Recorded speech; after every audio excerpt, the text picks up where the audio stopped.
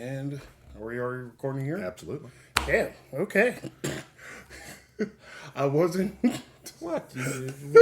We've already had so much conversation this evening, which we haven't recorded. All this is lost to time. I know, and no one's ever going to know that we talked about such important shit. Like Jean-Claude Van Damme. And Mortal Kombat. Yes. The importance of how they actually link together, because I want to let you know something. Johnny Cage in the game was supposed to be Jean-Claude Van Damme first. What, did they not get licensing rights or something? Well, it was one of the things where they're like, oh, hey, we have this up-and-coming star. We'll put him in our game. And then he become bigger, and they're like, yeah, we can't afford him now. So we need generic actor number, 5. Which I don't know that actor's name. I wish I did. Or the one that played him in the movie? No, the one that plays him and played. Did they have an actual motion capture guy? Yeah, yeah, because they do a lot of Comic-Cons and different events where they show up. They're like, hey, I was the original fighter in Mortal Kombat. Take a picture with me. Part of me wants to just believe that it was Sasha Mitchell, Cody from Step by Step. Even if it had nothing to do with him, part of me is happy thinking that maybe that was him. I wish it were him, but it wasn't him. It was definitely someone else. I think Sasha killed someone. Did he kill someone? Well, you mean real life? I think so. Or he did something where it was just not a good thing. Where he was maybe he was abusive to women. I hadn't heard about that. Damn. Yeah, there was something where we were like, oh yeah, Cody beats up on women. I'm like, no. That's not cool. But that is ruining my childhood. Yeah, I know. Just that's what I'm here for. I'm here to ruin people's childhood and to talk about just random shit that we won't talk about on the internet. Which is a great segue into the first episode of the Rubber Duck Syndicate podcast. Welcome to it. Yes, we are now officially at episode 1.0, which means... Yes! We have committed now. We did it! Yes. We're doing it. We are in the middle of doing it, yes. We're doing... No, this is like a Spaceballs bit. We're still in the middle of the movie. We can rent the movie. Kids, Spaceballs was a movie in the 80s. Yes, it was spoofing Star Wars. Now, if you haven't watched the original Star Wars, you are dead to me, okay? You need to watch the original Star Wars. And I know it is old. It is dated. But it is referenced so much that you need to understand what's going on. Because, it's mind-blowing that there are some people, in their 20s that only know the prequels. The prequels. Yeah. And they're like, oh man, Phantom Menace was great. I'm like, they're allowed. They grew up with it. I mean, that's the thing. It's like Ewoks. If you're a certain age, you love Ewoks. Yes. If you are a different age, you hate Ewoks. I actually enjoy Ewoks. They are right. Because you were young enough when you introduced to them that they are a part of your nostalgic memory. No, I like them because they killed a lot of stormtroopers. They were kind of badass. Yeah. People are like, oh, they were these cute little furry bear things. No, if you go back and watch, what was it, Return of the Jedi? Yeah. Yeah, go back and watch Return of the Jedi, kids. Watch Return of the Jedi. That's the third one. That is the third one. Go back and watch that, and you'll see that they have helmets of many stormtroopers. Now, they didn't get those helmets peacefully. They could have traded for them. Trade what? What trade do Ewoks have? What resource do they have? You know the answer to this. No, I don't. What are you gonna say? Ewok sex. If I can walk off this, I totally would. We're in episode 1. He's already done. Come get some of this Ewok pussy. I'm pretty sure no one's ever said that until right now. Ewussy? Ooh. Usi? Get some of this Usi. Yeah, we got to stop this and start over. Nope, we're in it. We're rolling. We're keep going.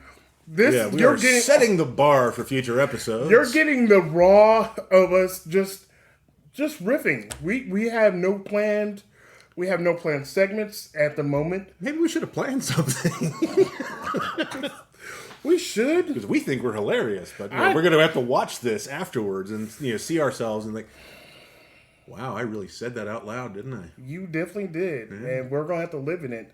But the thing is, they're going to have to live in it too. Yeah. And they're going to have to they're going to go into work or they're home, and someone's going to look at them and they're going to have like a real concerned look on their face, and they're like, "Hey, Greg, what's wrong?" You're like, someone said Ewok pussy.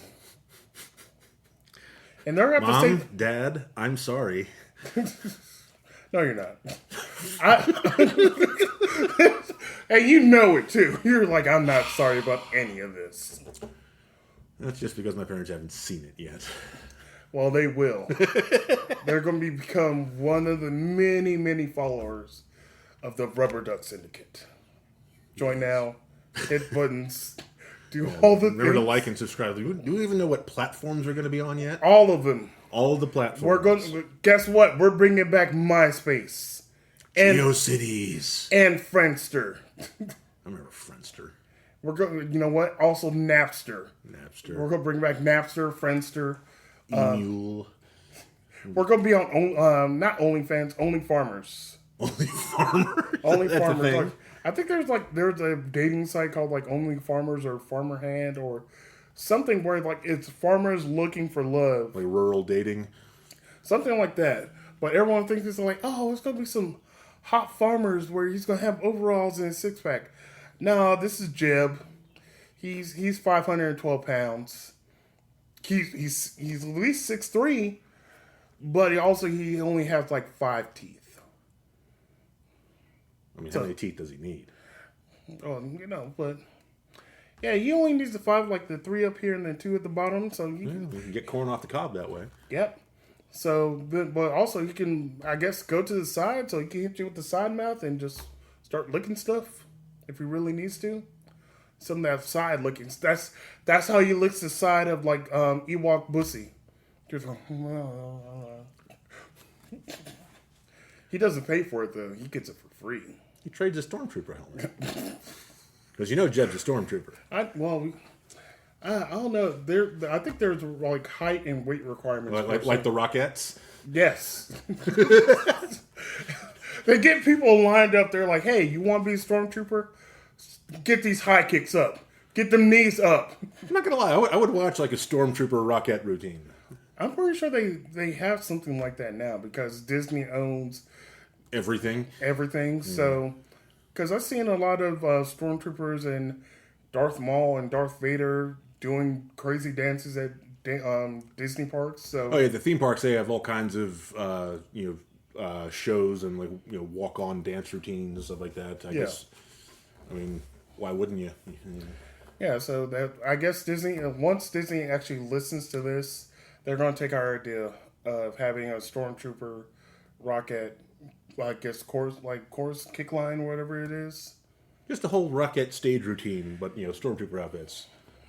You could have Darth Vader as the centerpiece. I'm trying to figure out how you work Jabba the Hutt into a Rockette's routine, but that would just be a costuming challenge. He would just be the background. Oh, you know what? They could slide down him onto the floor like a water slide. I thought about that right now. Is Jabba the Hutt actually male? I think Jabba the Hutt was male. They never indicated. Well, they never did the close up on the the Hutt genitalia, but there are like in one of the the prequels, I'm pretty sure they showed some other Hutt, and that other Hutt I think was supposed to be female.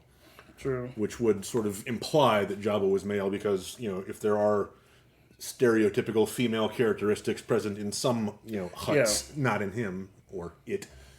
Yeah, because whenever they just say it's Jabba, they may refer to him as him at some point. Yeah. Well, the original bit you must have seen this footage. Like the original scene where they're introducing Jabba the Hutt is like a big Scottish dude in furs. Yeah, I remember that. Yeah, Solo, my boy. It is surreal to see that and to see which way they went with that. I mean, I guess like kids, you're missing out so much if you don't go back and watch the originals. Yeah, also, you're going to see different versions of the originals because George Lucas has been changing it constantly since it was, first released. But remember, it is 100% universal truth that Han shot first. Yes. Han shot first.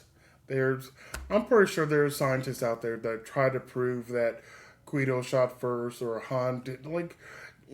Whatever. We all know Han shot first because Han is a scoundrel. Yeah, that's the whole point of Han Solo is he goes from being a basically bad guy, more no morals, smuggling pirate sort of guy who is willing to kill somebody to get out of being bounty hunted. Yes.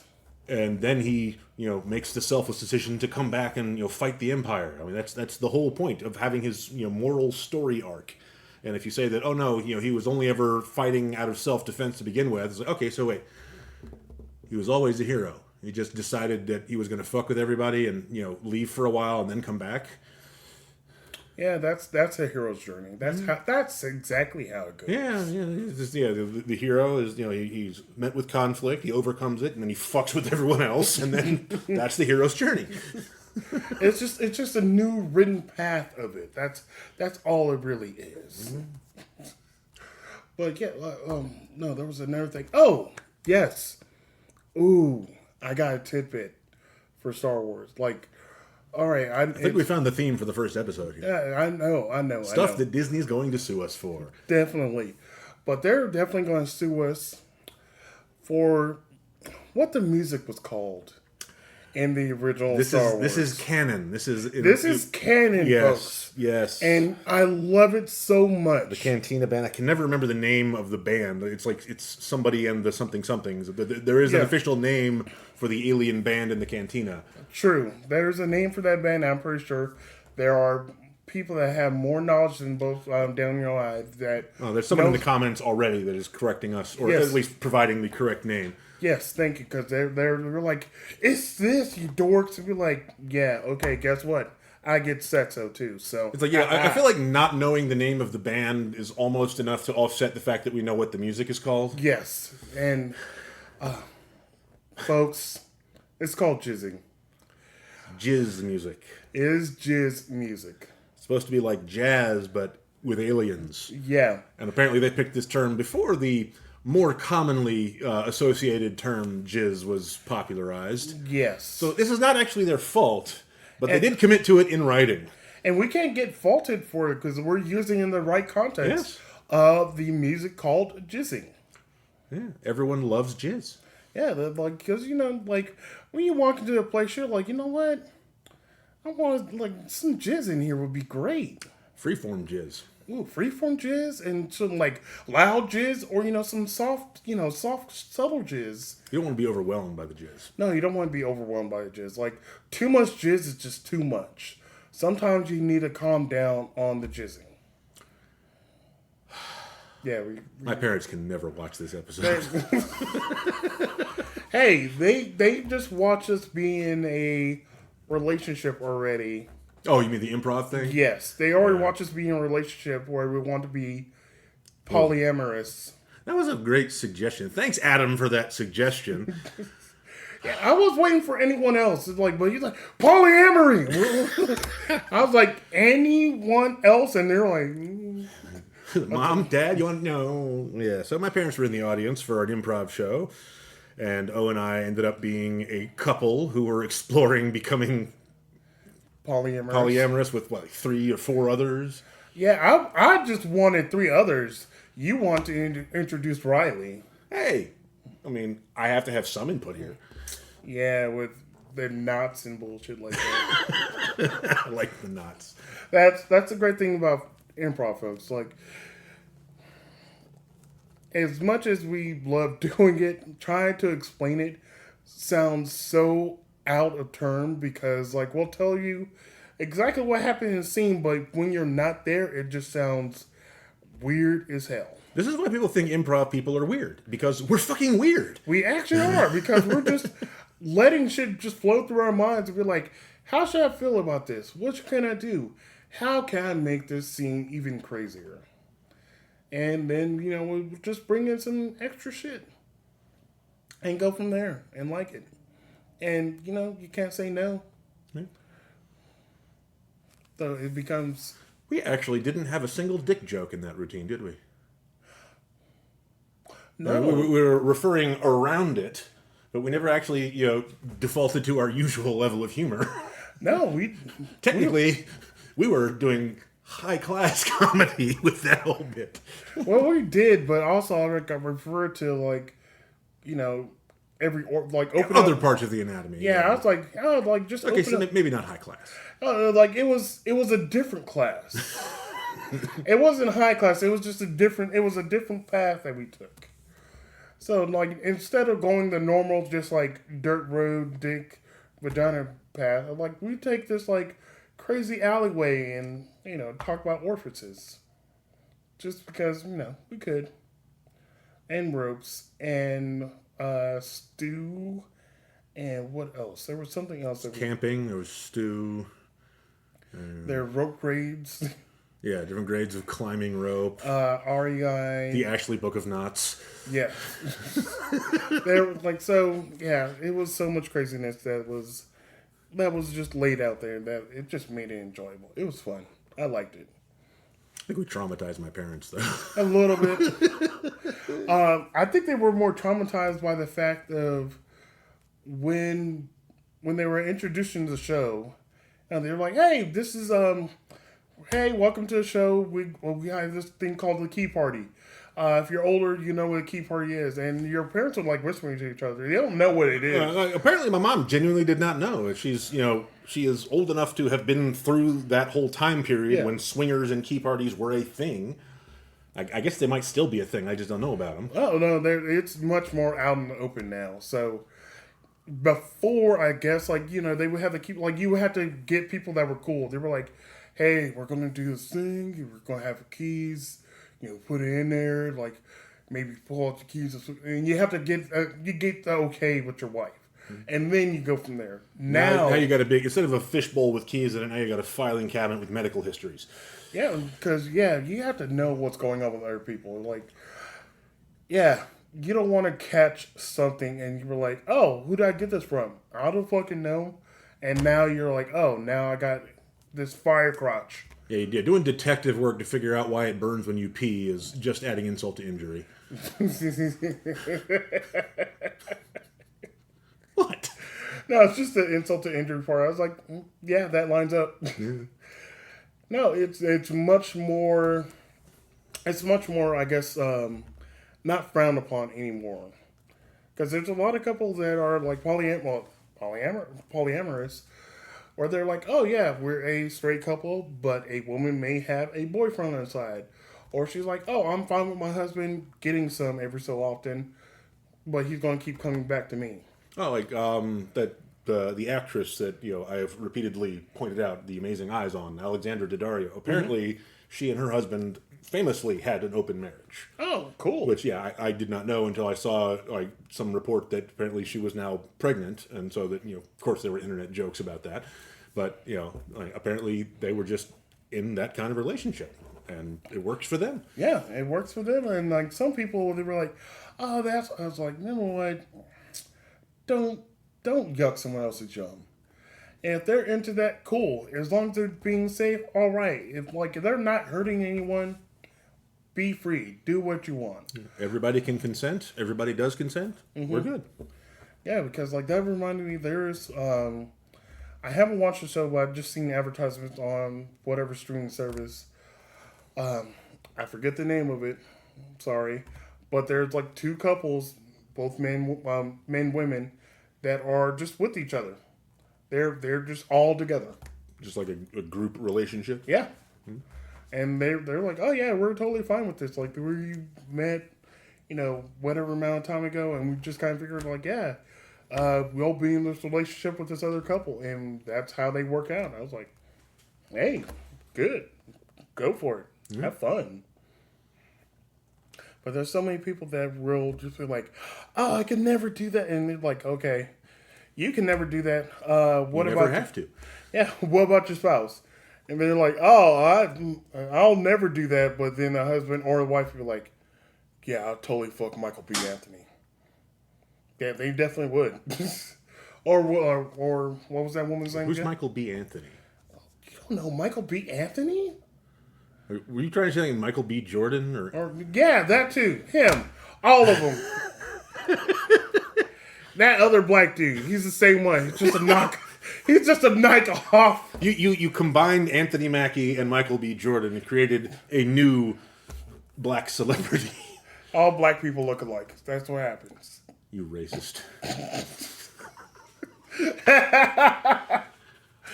Yes. Can't believe I have to explain this to you. Yep. What do you mean you? I mean, you're usually so well informed on these things. I know. I was just having... I don't know what's going on. I know. I'm just Michael B. Anthony. I was like, maybe I'm just thinking, like, who else was I thinking? Maybe Anthony Mackie. And then there's Michael C. Hall, the dude who plays Dexter. Yeah. Anthony Michael Hall from the 80s. And, well, actually, I think he's still acting. He is. He's actually in Reacher season 3. Oh, he's in season 3. Yes. He does seem like he would be naturally disposed to playing cops at this point. Is he a cop or is he a villain? Neither. Do they have other characters on this show? Yes. Wow, maybe Reacher season 3 has branched out and is not just casual murder anymore. No, there's still casual murder. It's like, oh, I'm just this giant dude. They're like, hey, I got this information on you. No, you don't. Break legs. I'm like, what the? Why are you breaking legs so casually? Like, he's done it a whole bunch. Yeah, so to catch everyone else up, I saw season 1 of Reacher with what's his name? Alan Ritchson as the main character, Yes. and it's actually really good. Kind of nuanced storytelling. It's this guy who gets thrown into a bad situation and is making the best out of being in a moral gray area, but is still for the most part the good guy. Then season 2 comes around and they are just killing everyone and hiding bodies, and it is just a nightmare. And I haven't watched season 3 yet, but my associate here tells me that apparently it kind of gets better. It gets a little better. Like, they're not as murdery, I guess. Sorry, spoiler for people that haven't watched it. It's, you'll get around to it. But it's not as murdery, I guess. Because I'm only on, I want to say episode 3 or 4. And maybe there have been like 4 to 5 murders. Well, that's slowing down, I guess. It's slowing down. Yeah, because they did them in pairs at a time. There's always at least 2 guys that got murdered at each event. Wow. Yeah, I'm just thinking like Mortal Kombat. I was like, how many legs are you breaking to do this? Like, he's broken so many people's legs, just him just doing shit. I was like, you do this on the regular. You're breaking people's legs way too much, way too casually, and way too easy. He's just like, our hero is a gigantic psychopath. yes, because he roams the earth with only a toothbrush and the clothes on his back. Yeah, which, I mean, regardless of what you think of the whole, individual freedom lifestyle and all that, that is objectively some, therapy needing behavior right there. Yeah. Yeah, that's kind of a little psychopathish. Yeah. Because, you'll talk to somebody and be like, oh, you're sitting at a bar or, eating a piece of pie. They're like, oh, where are you headed? I'm going to, Bumblefuck, Tennessee. What's there? I heard there's a rumor of a ghost. Really? Oh, you're taking your car? Got no car. Oh, you got your backpack? No backpack. What do you got? This one single toothbrush. And a gun. And a legal gun. Yeah. And they're like, oh, I'm gonna die. Like, I already broke both of your legs, so you can't go anywhere. Yeah, no, the least believable thing about Reacher, though, is that the main character, Alan Ritchson, is a guy that lives on the road eating at diners and like fast food restaurants. Yes. And has like completely ripped 8-pack body. Yeah, it's just completely in shape. Like, I was like, all right, when does he have time to work out, or does he actually work out? Well, I guess breaking legs takes some physical effort. And then he picks up bad guys by the throat. 1 rep, 2 reps. He's just over there like breaking legs and re-breaking them. Like, one. Gotta set this. Didn't break where I wanted it to break. He's breaking them in like multiple parts. He's It's like the Game of Thrones bit with the mountain. Like like they showed like the mountain warming up for his duel. He's got this big sword. His warm up is they have prisoners or slaves and they throw him and they make him run toward him and he cuts them in half with a sword. That's him warming up. He's like, just a light warm up. Let me just cut these people in half. How do you just like continue on with that? Like, if you're going against the mountain and you see someone just cut people in half, you're like, I'm going to fight that dude. No, the fuck I'm not. No, they I think they had spears and they were making them go up and like, okay, yeah, you're going to fight this guy who has killed literally everyone he's ever come into contact with, and that's why he's here. We hired him to fight and murder people. Yes, and he's doing a very good job. Yeah, I know. We couldn't give him like like a stick to wave around to warm up. No, just actual sword, actual people. It's like he's maxed out his stats, max stats. Strength 10, height 10, dexterity maybe 8. I don't know. I'm pretty sure like some D&D people will be like, actually, shut up, you dork. I love these dorks though. Well, that's the thing. Like I am definitely of the what's the word? I have the characteristics naturally of a dyed-in-the-wool D&D nerd. I just have not been able to find a group of people in the area to do D&D with. That's okay. So let me not explain it, but like what I've come across. So for what happens with people for D&D or any kind of gathering, you want to get a group of people, and they're like, yeah, we all want to do this thing. Cool. Who's going to organize it?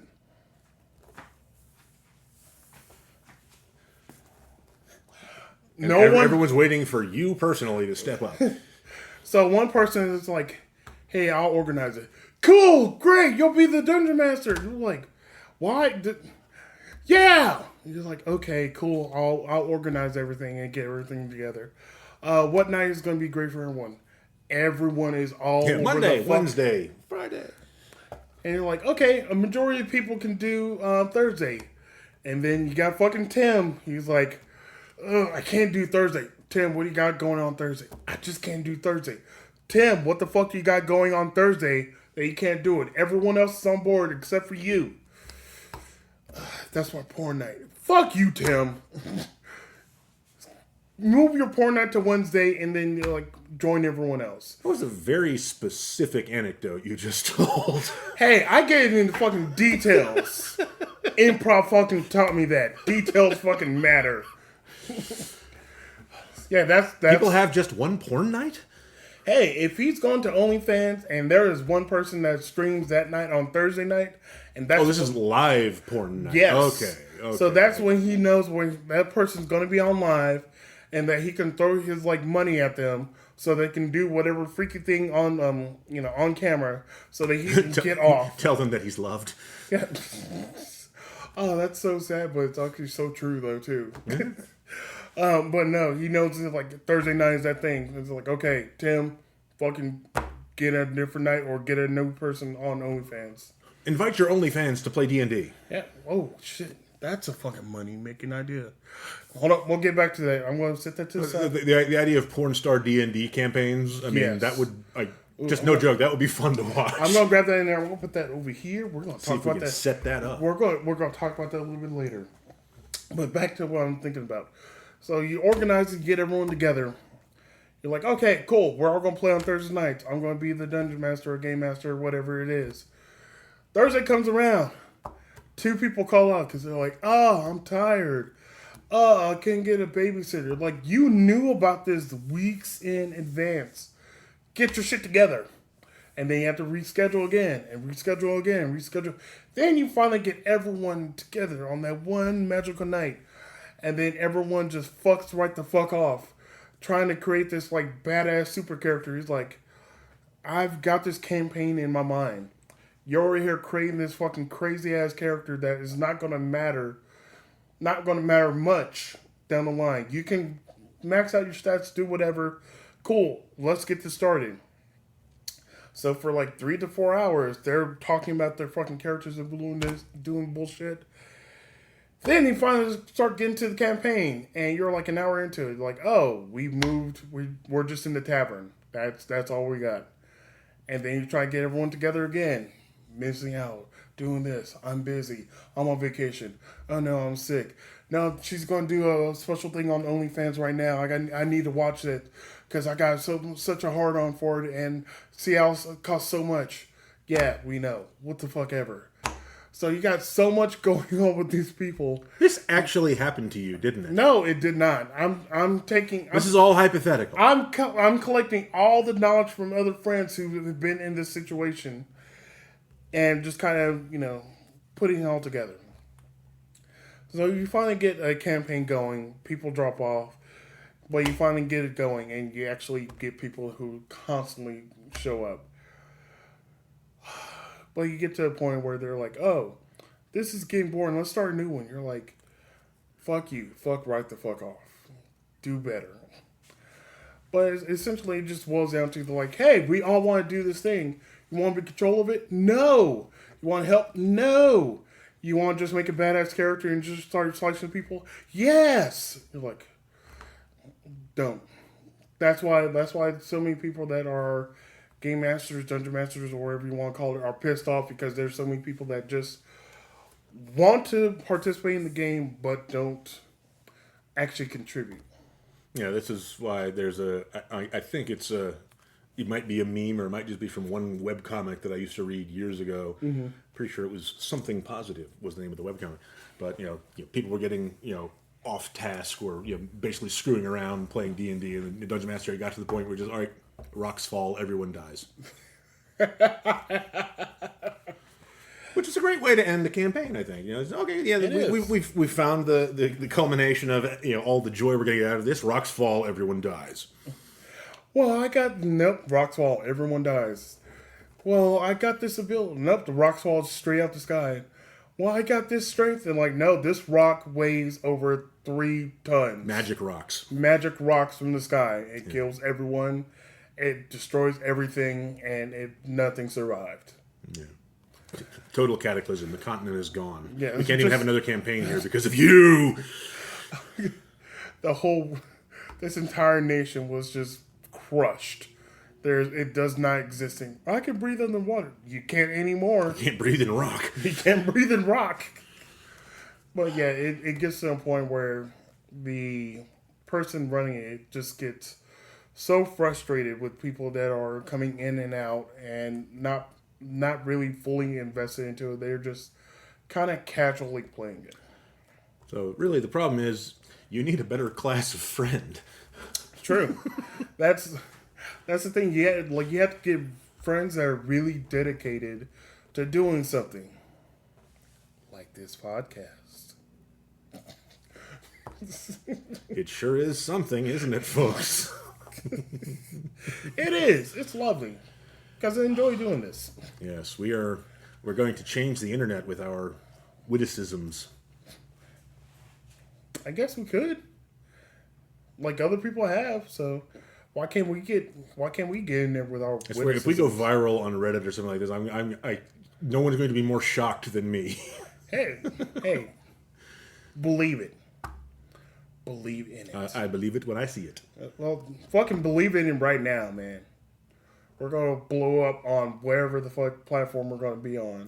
This is your responsibility, folks. It is. It's all on you. Like, we're going to try to do the best that we can, but it's on you. We need you to be our cult.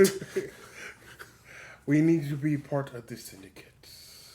Yes, little ducklings. Mm-hmm.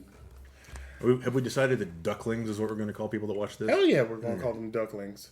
They like it. Hopefully they like it. Well, too bad if you don't like it, you're gonna like it now. Let's be honest. You are willingly watching something called Rubber Duck Syndicate. I mean, not a whole lot of. Man, I had a really great joke and it just went the fuck away. Yup. God.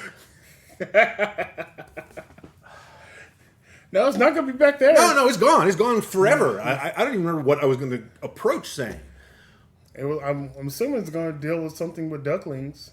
No. Oh, no. okay. It's something like something like you don't have a leg to stand on, but it's going to be clever and witty and funny and like. No, I'm sorry, I have failed you. This is the first time, folks. So just get used to it because we're gonna fail you a lot. Yeah. Get used to disappointment. if we can cultivate a low level of disappointment that everyone just accepts, then things will be moving along a lot more smoothly in the future. Yeah, people are gonna be like, "Oh man, like they had really clever banter. They had really good jokes." And they didn't. And then they didn't for 20 minutes because they were talking about just breaking legs. And Dungeons and Dragons not happening. And someone just cranking it out to someone on OnlyFans on a Thursday. Okay, let's work our way back to something. We bookmarked the whole. I brought it back. Yeah, the porn star D&D idea. Yes. I think that would be hilarious, and not just hilarious, just genuinely interesting. Because it would be. Porn stars are in fact human beings that enjoy doing things in their lives. Yeah. Some of them may in fact enjoy role playing games. Definitely do, because you think about it. So they already have the materials for it. So they're a dominatrix. They already have. They've already got plenty of leather. They have costumes. They got. Yes. That's why people are so into like BDSM, because they're into D&D and BDSM, and it melds together. It's right there. I don't know which particular corner of the internet you go to for your pornography, but I feel like it's somehow very much more specific than mine. Oh no, mine is very. It's almost generic. I was like, fat naked dudes. That's .com. There is literally. There's bound to be something like that. There probably is. It's just fatnakeddudes.com. Yeah, internet, you're going to have to tell us because we are not going to go to this address. I will. You report back next week. No, but I'm thinking like so. Yeah, because if you think about it, those two worlds already kind of come together, where they already have the leather and whips and bullshit like that. Well, they're already used to literally, portraying a fantasy. Mm-hmm. But they also role play. Mm-hmm. They do a lot of role playing.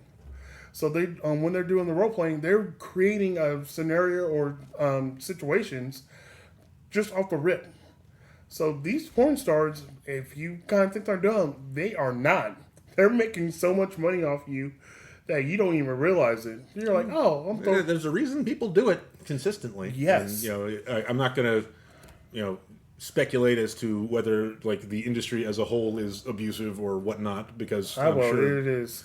Yeah, I'm sure that there are enough examples of genuinely awful behavior in every part of every industry, specifically the porn industry, that I don't even know where I'm going with this. I'm just, You just want to ramble, didn't you? Yeah, I feel like, the idea that everyone in porn is there essentially against their will, or because, they're forced by economic circumstance, or someone is like abusing someone and bullying them.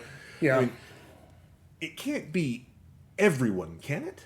It can't be everyone, but it's a majority. That's the bad part about it. Like, kind of you think about, I'm trying to think of another a scenario you can put that in.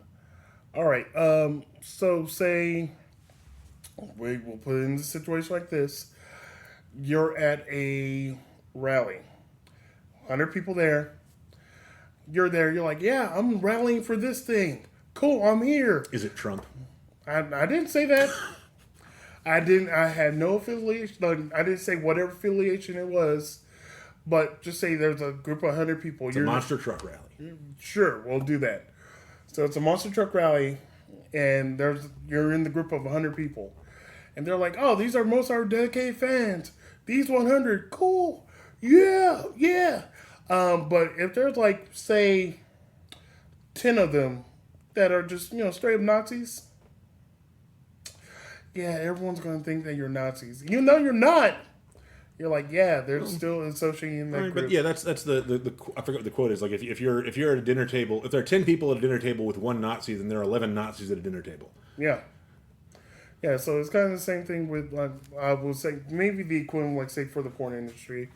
Not everyone is getting abused and not being forced there, but there is a good number of people that are forced into it for whatever reason that, they have to do it for income, or they're doing it for, maybe they're getting blackmailed, or they have to do it to, like, break free from some other situation. It's bad enough that's happening, like, in the industry, but since there are people that are still in the industry that it's not happening to them, it's still happening. So it's still bad. But we'll know what? We'll get back into the lighter things. We'll talk about these porn stars that have creativity, because they definitely do. Because you have to think about it. They are creative enough to role play and not, say, repeat the same information. Yeah, and also, I'm sure that some of them are even creative enough to have podcasts. We are not porn stars. Yet. The joke just writes itself. It did. Yeah. But like I said, they're creative enough to come up with these different scenarios, different things, different role plays where they're not repeating the same information. They're coming up with something new, something creative, for minutes at a time. Because guess what? People that have watched pornography. None of you have, I'm sure. I hope not. I hope you are pure people that have never seen pornography ever. But I heard that I've heard it said. I've heard it said. But you'll watch pornography and some people will have, like, say, 2 or 3 phrases, and they'll just stick with that, and that is it. Oh yeah, fuck yeah, fuck yes, oh yeah, yes, and that's kind of how it goes. There's no creativity. I mean, really, the secret to dirty talk, like in like real life, is essentially narrating. Yes. So I mean, you just say what you're doing and confirm that your partner enjoys it. Yeah. That's the essence of dirty talk. It's all you have to do. Yeah, but there's some people that just, they don't take that notation. They're like, oh, I'm going to just say the most off-the-wall shit and see if they're going to drive with it. You're like, no, please. At some point, there's like a porn star saying, like, wait, you're really not sure if I'm enjoying this thing you're doing to me? You keep asking. Yes, I'm enjoying it. No, let's move on. All you just see is so, they're just doing it, and they're saying the things, they're like, yeah, just wrap it up. What all I can think about now is from, I believe, from Scary Movie. Which I've seen. Yes. When I forgot what her character's name was in the movie. She's they were having, I guess they were having sex, and like, oh, talk dirty to me. Like, it was Ray and whatever his girlfriend's name was. Was that Anna Faris? No. Black woman. Oh, okay, the other characters. Yes. Right. And he's like, oh, talk dirty. She's like, I'm gonna get this. And like, yeah, I'm gonna make this mine. He's like, yeah, I'm gonna piss on your face. I'm gonna shit on these walls, Ray. And he's like, and she's like, too dirty? He's like, yeah. Well, that was the funniest scene. That was one of the funniest scenes in Scary Movie, which, oh, I just aged myself, because that came out like 26 years ago. Is that in the 90s it came out? Like late 90s. Like very late 90s, probably early 2000s. I can't remember if that came out when I was in college or if I was in high school. I want to say it probably came out like in 2000. Like 99 or 2000. Maybe around there. I remember Scream came out when I was in high school. Yeah, Scream came out like in 90. Like 97 or 98. Yeah, 97, 98. And then, yeah, so probably like shortly after that, that's when Scary Movie came out. So we'll just say Scary Movie is at least 25 plus years old. And you said they're making a new one with the Wayans brothers are back, Yes, they are. which is a good sign. No, it is a very good sign because they kind of got fucked in the process when they were making the movies. So they wanted to make the first movie. I think I probably talked to you Yeah, about you this said they before. want to make the first movie, and then they got pressured into making the other. Yeah, the first movie came out. They were like, okay, this is gonna be one and done. But it was so successful, they were like, hey, can you make a second one? They were like, no, make a second one. No. Here's a buttload of cash. Sure, we got you. Like, all right, cool. Successful number 2. Let's keep it going. They're like, oh, we bought the movie rights. Like, oh, we're gonna keep making the movies? Not with you guys. You guys are too high priced, so we're gonna just keep taking the scary movies and making them on our own, and you guys can kick rocks. So that just kind of fucking sucked for them, and then like they just that you can see the downgrade of scary movies from like what Scary Movie 3 all to wait to Scary Movie. I I'm want not to. sure I even watched any after the second one. I think I've Was seen the second one the one that had Chris Mm-hmm. with the tiny hand? Yeah. Take me strong hand. Which it shouldn't have even been in a movie ever in the first place. But the fact that that joke has become like an enduring reference in pop And- culture it just blows me away. And what's really odd is I think I just experienced the Mandela effect because I don't think he actually says that in the movie. What? No, take my strong hand. Yeah. He definitely does when he's trying to save somebody who's falling off the roof. I'll double check. But I think there was something I may have read online that's like, yeah, we all kind of remember, like, he says this. And then he's like, oh, yeah, he doesn't say that in the movie. He says something, like, kind of related to that or, like, somewhat similar. But I'll double check that after this. Well, we'll see how far we've shifted out of our native dimension now. Yeah, we'll find out. But, so, because they had, I want to say they went up to, like, Scary Movie 6 or 7? There were some where I'm like, oh, Snoop Dogg showed up in one of them. Which ordinarily is a universal positive for a movie. Yeah. But if Snoop Dogg can't save your property, who can? Yeah, apparently not Snoop Dogg. Not at that point. On a completely unrelated note, I want to hear like Snoop Dogg. I wish he would record books on tape. Just like no joke. I was like, I want to hear him narrating. That's the great thing now about essentially AI. It can happen. It can be a thing where you're like, I want to I haven't used AI myself, so I can't tell you. So you'll probably just type in the prompt to like, Snoop Dogg reads the vagina monologues. We're sitting on a gold mine here, folks. and that's what's gonna be so bad. Someone's gonna take that idea, and they're gonna run with it, and they're actually gonna do it. And then they're gonna make a movie out of it. They're gonna make a movie out of it, or just Snoop Dogg just reading, Snoop Dogg's voice reading books to them. They're like, oh, I got this book report due. It's on Moby Dick, and it's just Snoop Dogg just reading. That I feel like would be like a beneficial to society use of AI if we could just have everything read by Snoop Dogg. True. I mean, Snoop Dogg might have something to say about watering down his identity and all that, but True. I think having more Snoop Dogg literature available is a net positive. Yes, it is. But what I would miss out on is these Snoop mannerisms. Like, yeah, you can get his voice, he can mimic all the words, but it's not going to have the same, same tone that Snoop Dogg would do. Like, it's not going to have the same emphasis on different words, or he'll just change up some words. He's like, yeah, it's going to say, rain. Maybe he'll just say drizzle. He's like, oh, yeah, it was, he's like, for shizzle dizzle, like whatever you may say, or whatever new thing he has going on now. So you don't think it's mathematically possible to model Snoop's language?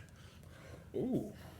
Because there must be a grammatical structure wherein it is appropriate to replace a word suffix with isl.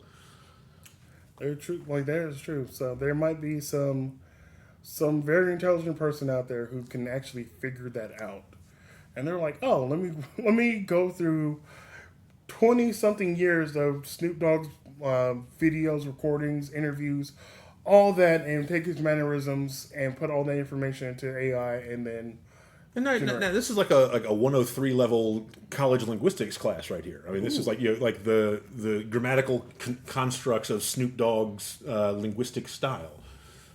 I mean, that would be fun as hell, but also that would be a fascinating study. taught to you by Snoop Dogg himself. Absolutely. Hell yeah, Snoop Dogg, teach a class. Teach a linguistics. Easy for you to say. Yeah, I know. Teach a language class based on your language, because you have your own language of your own. Because it's just like everyone knows Snoop Dogg and they know how you speak, and no one gets mad about it. No one's be like, "Yeah, fuck Snoop Dogg or how he talks." Like, no one's ever been mad about it. Like, I can't. Well, has there actually ever been somebody actually mad at Snoop Dogg for any reason? I'm sure there have been people angry with him, but not for anything that he did. True. There are probably some people that got hurt by some stuff that like maybe he didn't notice them or something like that. Yeah. Imagined slights, but Snoop, and this is of course based on my deep familiarity with him personally because I know him and we go way back. I mean, he does not exude the air of someone who really would even bother having a problem with anybody. No, he's like, fuck off, and he'll just walk away because he has money like that. He has fuck off and walk away money, and also has fuck off and walk away bodyguards. Yeah, that too. Even if anybody wanted to start some shit with Snoop Dogg, they got to get through a wall of meat to get to him. Yeah, like even on his say worst day, he still has like 2 bodyguards. Mm-hmm. Oh, but like there is a very wholesome thing, and you've probably seen it, where so Snoop has grandkids. The Snoop Lion thing. The Snoop Lion thing, but also there's another thing that he does that's very wholesome. So instead of taking away attention from the grandkids and they're like, if they're having a birthday party, everyone's like, "Oh, Snoop Dogg is here. Let's go talk to Snoop Dogg." What he does, and I guess maybe he still does it, or I guess I kind of blew up the spot, but it's already the information's been out there. He will dress in whatever character or theme that's going on in that character's costume, so he can still be around his grandkids and celebrate with them without taking the attention away from them. That's cool. Also, that gives me this beautiful image of like Snoop Dogg as like the Green Power Ranger. Mm-hmm. Pulling out instead of the flute whistle thing, it's just what he's.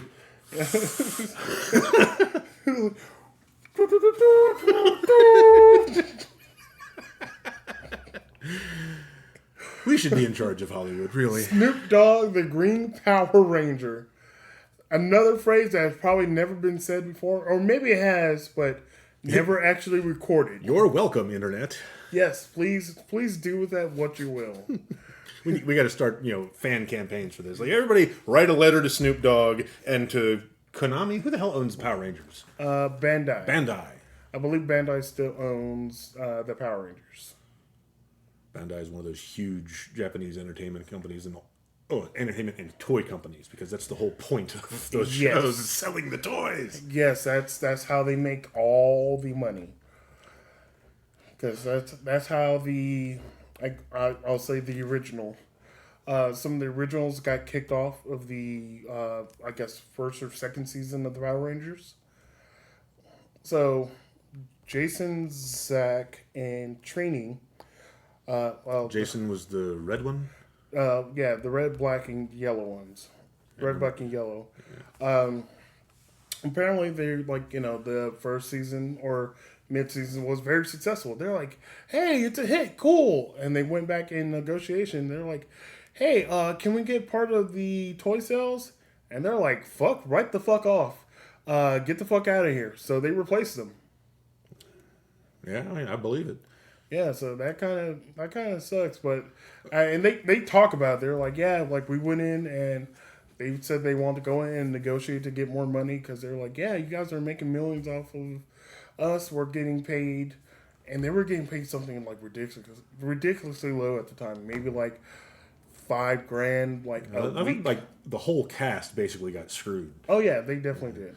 Because I remember seeing something like there was a reboot, not a reboot, but it was on Netflix or Amazon Prime. Yes. It was the Netflix. old school Power Rangers. And it's like, and I, you know, it was such a great opportunity that they completely screwed up. Because like they could have taken the Power Rangers and have the characters aging just like their audience age, and so like, you're dealing with stuff that people now deal with, and actually having like real character development and life and stuff, and then also happening to be Power Rangers. Yeah. And like they could have made such an amazing story with that, and they decided that no, it's going to be just like that kids show, only everyone's 50. Yeah. Well, the movie was actually pretty decent. I watched it. The one with what's her name? Okay, I'm blank. Elizabeth Banks. No, not. Oh, you're talking about that one. No. That's the only movie that I've seen. There was one. It was like a. I don't know. Or maybe it was technically a movie, but it was like Netflix only, and it was basically like a long episode. It was essentially a Netflix movie because it was like I want to say it was like maybe and it only had the blue guy and the Black Ranger in it.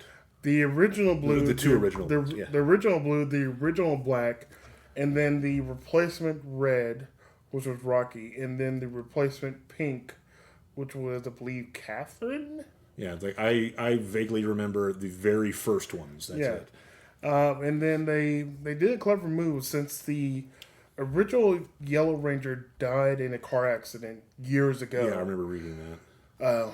Very unfortunate.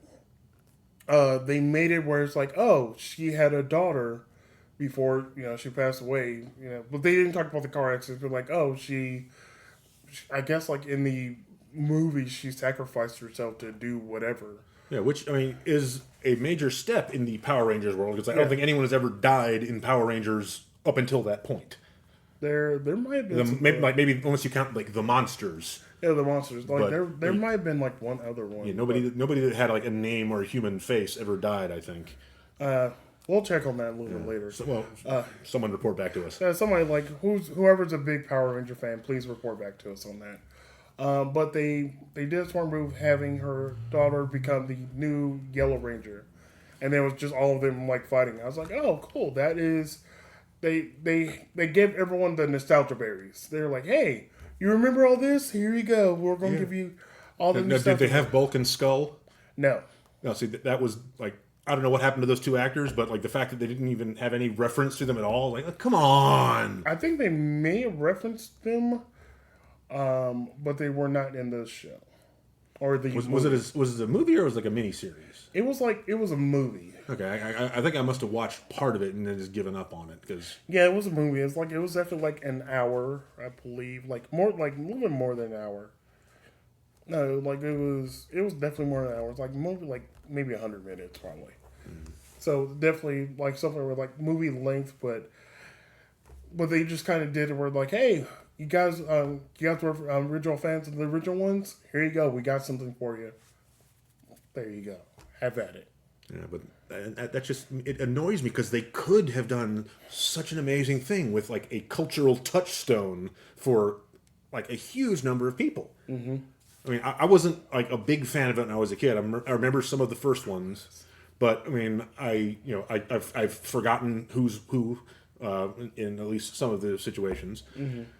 But it was such a major thing. It was a huge cultural phenomenon, and they had this opportunity to do something where they show like real character growth and like they could tell amazing stories. I mean, imagine like the story of being one of the Rangers and like having a family, and in one case they pass it down to the daughter, but I mean, please, yeah, but I mean, imagine like dealing with I gotta wrangle Thanksgiving dinner, but oh no, a giant monster is attacking California. Be right back. But I mean, that's got to lead to some family trauma. Yes. So you mentioned that, and my memory kind of sparked. So a friend showed me that. So in Japan, that's where the original series started, and they have dozens of them. Yes. So they made a spinoff of, well, I'm not sure what it's like Super Sentai. No, not Super Sentai. Yeah, I can't remember the words either. Whatever it is called in Japan, they took that and made a little spin-off, like a little mini series following 3 former Power Rangers. All of them women, and they all had kids. And they were all different Power Rangers from like different series. They're like, oh, this one's from the Samurai one. This one was from the car one. This one's from the train one. Whatever it was, but they're all mothers. They were all older, like in their late, they're like mid to late 30s, having small children, but they still answer the call of being a Power Ranger. I was like, oh, that is a fucking dope idea. Yeah. And there's like, yeah, well, like we're still mothers, and they contact with each other, and they're like, yeah, we still save the world and save our children. Yeah, we've gotten to the point culturally where everyone is familiar with how superheroes work. Yes. Secret identity, you change clothes or put on a costume, and you fight evil, and then you go back to your regular life. Everyone knows that part, and everyone loves watching the action sequences because hey, that's the fun stuff. That's why Marvel became Marvel. Also because it's Disney. That true. Money helps. Yes, money definitely does help. But Marvel has been going through a dry spell after the whole Infinity War thing closed out because they were using a template that was just superhero action stuff. Yes. And they didn't have anything none of the interesting questions that people might have now. We all grew up with superhero stuff. Yeah. We all know how it works. So we're just seeing different flavors of the same thing over and over again when, showing different parts of it. Like, I love stuff, what was it? There's a comic which had 1 or 2 seasons of a show called Powers. Okay. Yeah, and Powers, like, the main character is a former superhero, but something happened to him and he lost his powers. And so he's a detective, but he's, basically he's lamenting the fact that he no longer has his superpowers anymore. He feels like half a person. Yeah. And he's dealing with that. And then there's all sorts of other, superpowered characters, heroes and villains alike, but they have genuine problems. It's like one of the episodes deals with what if the most powerful superhero in the world, someone like Superman, basically like a flying god that is indestructible and can completely destroy anything at any time.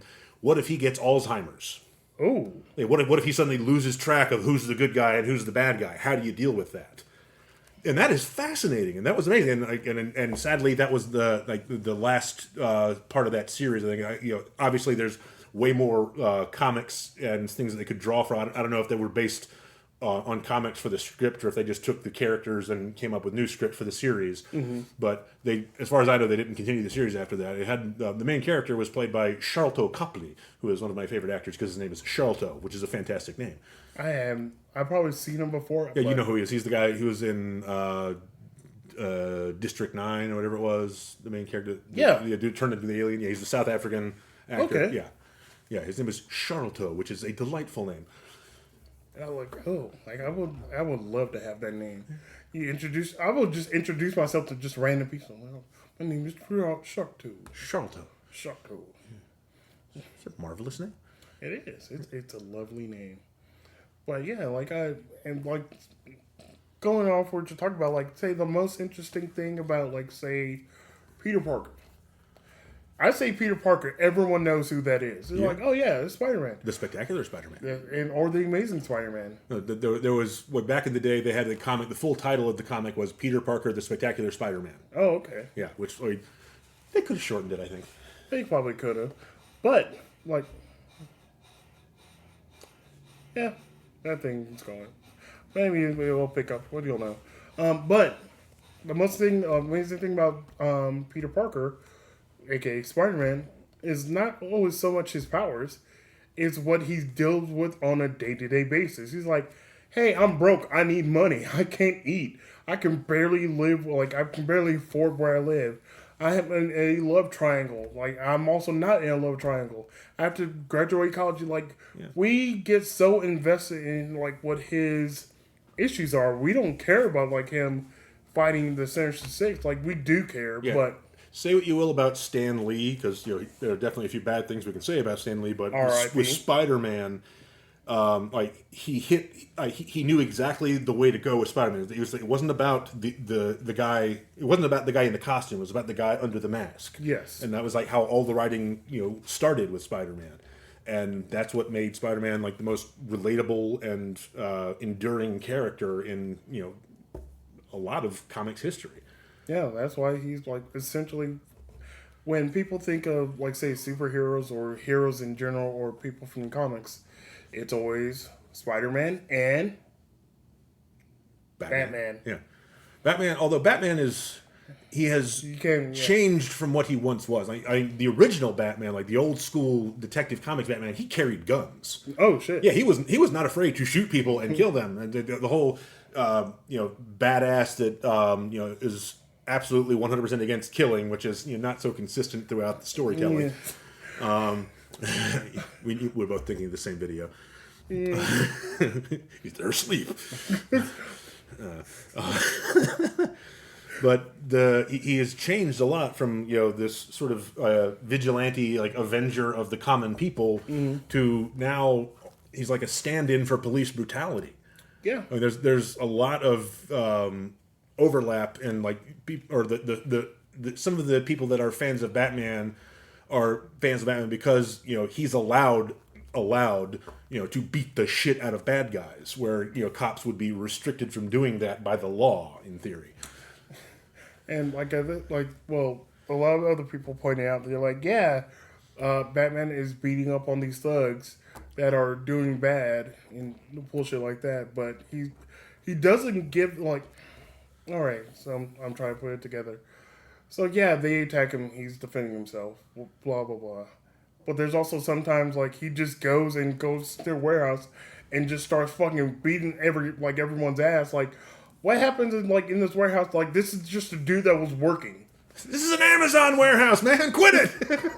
Well, but yeah, it might be a bad warehouse where like they're shipping drugs and like, what? This is just an unknown guy. He's like, hey, they were advertising this job. Make $1,000 a week loading trucks. He's like, oh yeah, I'm down on my luck here in Gotham. I need money. He starts working, and then just one day he's at work, loading up the fucking truck. Batman blows through a window. He's like, oh shit, Batman! And then Batman just roundhouse kicks him in the face, breaks his jaw. Yeah, like the whole misdirected intentions of Batman. It's like he's a billionaire. Yeah. Right. So yeah, we're gonna do billionaire stuff like designing and building a bat-shaped airplane that I can secretly fly out of my bat cave underneath my mansion so I can fight crime. Or I could build a school. Yeah, people point out a lot of different things of like how messed up the system is. They're like, yeah, Batman goes around the streets and beating up thugs because they're doing bad. Like, yeah, what if he just created great jobs? Yeah. Batman could like resolve poverty in Gotham City overnight. Yeah, he's like, oh, I'm building this textile thing. I'm building this new school over here. I'm going to build this, distribution center over here. I'm going to create 5,000 jobs. You get, health benefits day one. You get childcare. You get a sign-on bonus. What if you get all this shit and like it really just end up costing him, out of pocket like $1 billion? He's still worth, $90 billion. And then he's also publicly the man who saved Gotham. Yeah. Yeah. And then he's like, oh yeah, crime rate went way down. Everyone's working. People are happy. He's like, oh yeah. Imagine if Bruce Wayne was revealed as Batman publicly. Mm-hmm. I mean, would you be surprised or just angry? Oh, I'll be pissed the fuck off. Like if we found out that there was like someone doing that here, and we found out, oh yeah, it's actually Elon Musk. Oh god, that fucking ass. And I want to say objectively, there's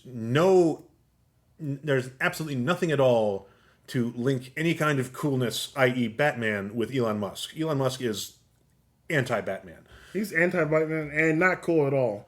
I'm on record for it. I'm not sure if you're going to agree with me. Oh, no. Yeah, he is a douchebag. Yeah, because maybe this podcast will get around to him. Yeah, you're not cool. You try to be.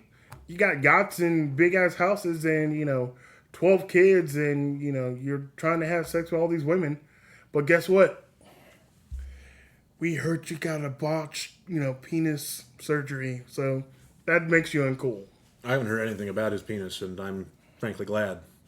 Yeah, well, all I heard was it was a botched penis surgery, so I was like, haha, your wing doesn't work, or it may work, or it just looks funny. Maybe it just like it has like an L shape, so he has to go like this, Like to the left or right, or like up and down.